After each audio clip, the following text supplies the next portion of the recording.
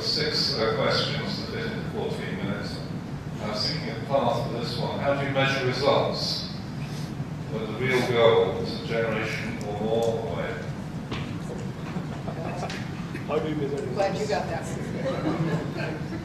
I think in some cases, of course, it's quite easy when you actually are able to make a policy change. So you know that you have achieved the goals that you work for. I think it's much more difficult in the area of working with the students and other sort of groups that we try to sort of engage with in talking about libertarian liberal ideas. What we have done is create an index. So we actually give it 20 questions before they join the program, the 4-day program that we run. And then they answer those 20 questions, and then we administer that same 20 questions at the end of the program. And then we track what changes do we see in the way they thought before they joined the program and after they completed the program. We also track them over a period of time. So we interview them after a year or so to see what they have been doing. Have they written something about these ideas? Have they talked about these ideas with somebody else? So creating a sort of a way of tracking how the growth, intellectual growth happens among the participants is sort of one way we have been trying to sort of assess how effective we are. Eamonn, how do you attribute or link your think tank work to identifiable social change? I'm not sure I can understand the question.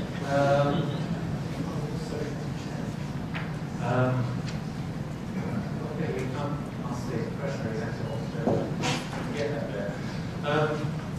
If you write a book about policy X, and 2 years later policy X comes to fruition, how do you make sure you get the credit rather than 20 years later with the politicians write their biographies later?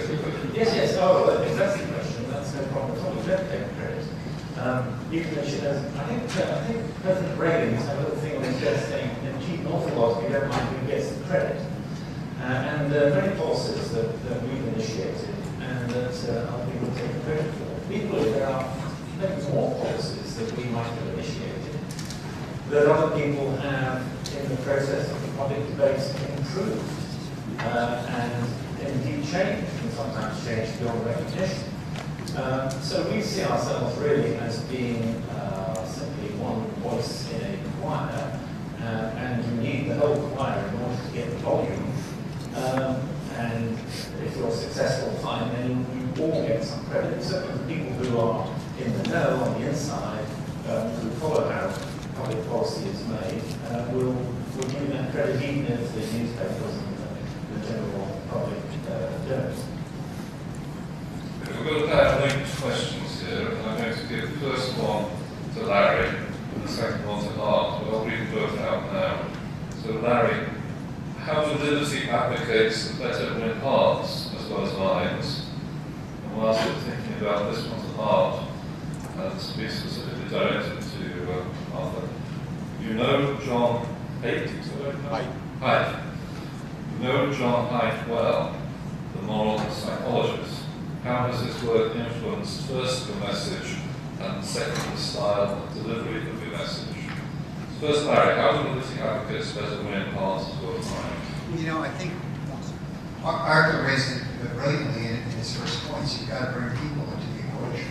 I mean, you've got to link up the ideas and the philosophy to people's lives. I just had my board of trustees meeting yesterday, and we have a new book coming out, The Cure and the Code. It's about the revolution in molecular medicine and how it's leading to new drugs. The FDA is way behind the curve on this, and how we've got to get it moving.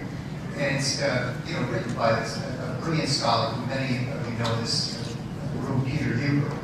And Peter's the kind of guy, he's out there. He's at 30,000 people, and he just sees the future and it's coming, and get out of the way. And he's brilliant and persuasive, but there's probably 100 people who kind of grasp Peter at that level. So when we decided to promote the book, it was a creative film, and we brought in a group of people, who are being treated with drugs that the FDA will not give general approval to, but work for those particular individuals.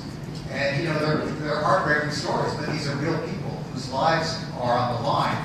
And, you know, my board's a bunch of hard-headed, like Wall Street guys, but they love the film because it made the point that, you know, this isn't about just an idea, this is about people's lives, and there's nothing more, you know, personal than the life and death issue of cancer and what to do about it.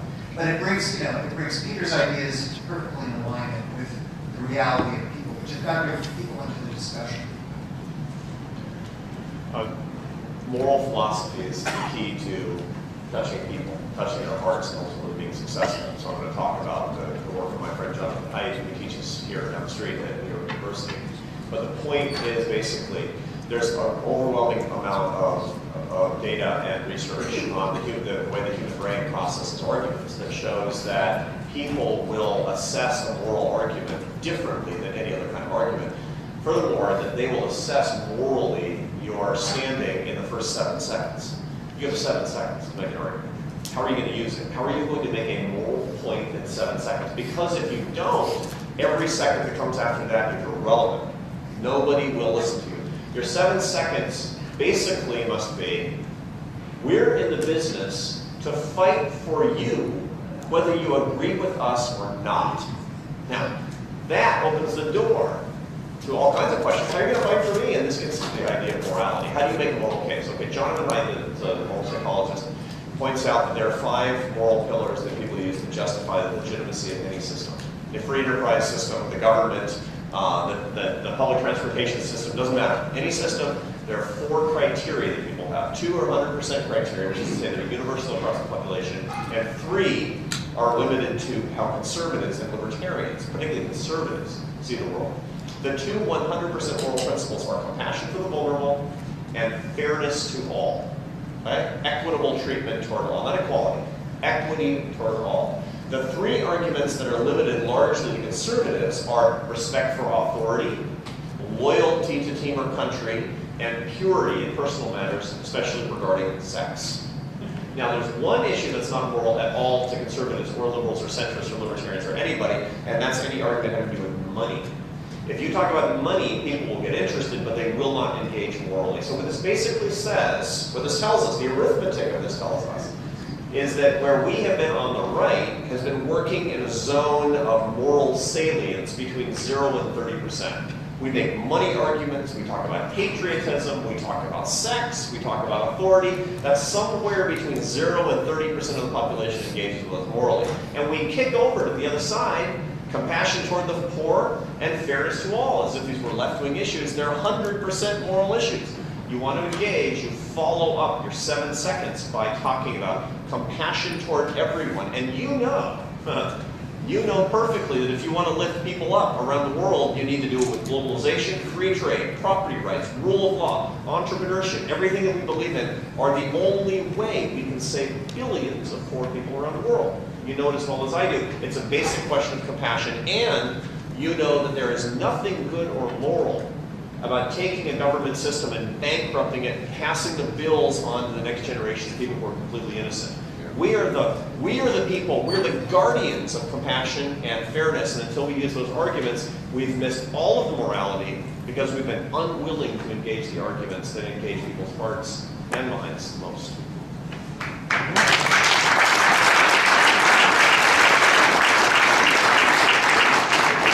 Okay, we've got the last 5 minutes. This next question has 2 parts. The first part is directed to Marty, and the second part is directed to the 4 gentlemen.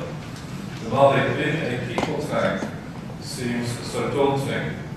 Do you find that there's a personality type that suits IHS staff?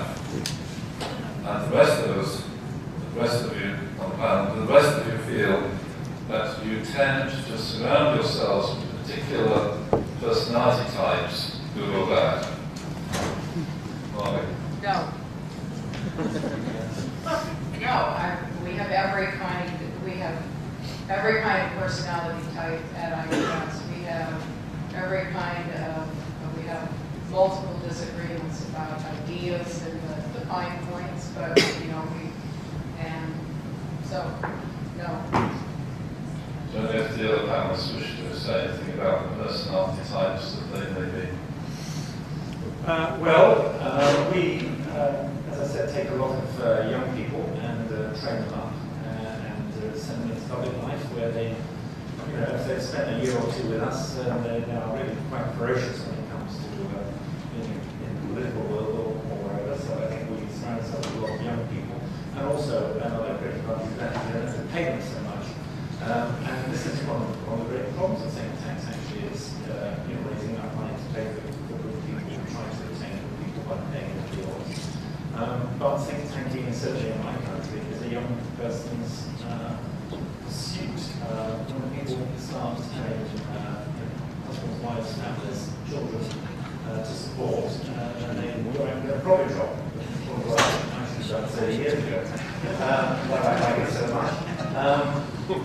And the other sorts of people that we, obviously the people that we do take on are interested in public policy, plainly. But thirdly, we take on people that we like. If we don't like them, it's not going to work for our organisation. Deciding to remain small, we believe that gives us cutting edge. And that means that you're like a small family and you've got to get on together. So I think my first rule of hiring would be, find somebody that you like. It's a good rule for marriage, too. Okay, we're down to the last 4 minutes. We've got 2 questions left, and I can't honestly can't think of who. So I'm just going to toss them out and see whichever one of you. The first one is, do you have any advice about fixing organisational culture in a think tank? Engage your whole team in thinking about your culture.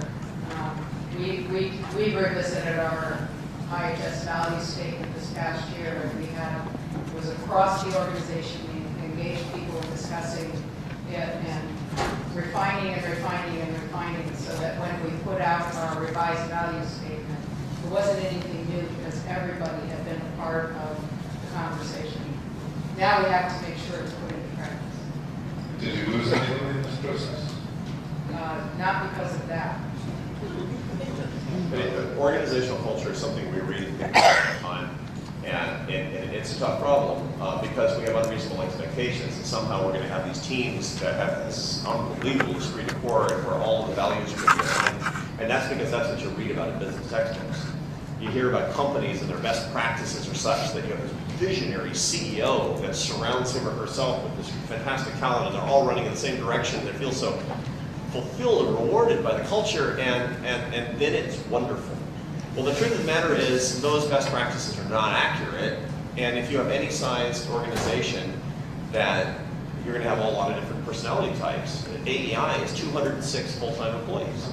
That's a pretty big think tank, as it turns out. Now, you basically end up doing the best you can. You surround who you surround yourself with. Well, if you want to create the best organizational culture, my advice is surround yourself with warriors. Surround yourself with people who actually understand your moral imperative. That's key, because you're not going to make them rich. You're not. And if you have somebody who says, I think I'm going to leave the American Enterprise Institute because the National Geographic Society pays 70% more, well, then go. Go. We want people who understand that working at the American Enterprise Institute is worth 50% more than working at the National Symphony or the National Gallery, the National Zoo, or the National anything, let alone the national government. That's the key, and that's rewarding, because don't we all just want to be rewarded? Very I want to rip on that and disagree with Eamonn. I don't think that when you grow up you should think you have to go out and get a proper job. One of my talks to young people that we hire is, this is not the only thing that you can do that's worthwhile and that will be fulfilling, but I can tell you from my years of experience of working for Liberty, it is incredibly fulfilling. And you won't get rich, but you will be able to have a decent life, raise your kids, own a home, and so on. And it's great. So it goes with, being a warrior. Okay, Parth, 10 seconds and then we'll go back. One thing we found that works for us is group readings. So we have been trying for the last couple of years for everyone to get some together and engage in Socratic reading among the teams. So this could be general philosophical material, could be visiting to the work they are doing in a particular area like education or economic freedom. I think that once a way of building common culture has been very effective for us. Ladies and gentlemen, we've run out of time. Please join me in thanking our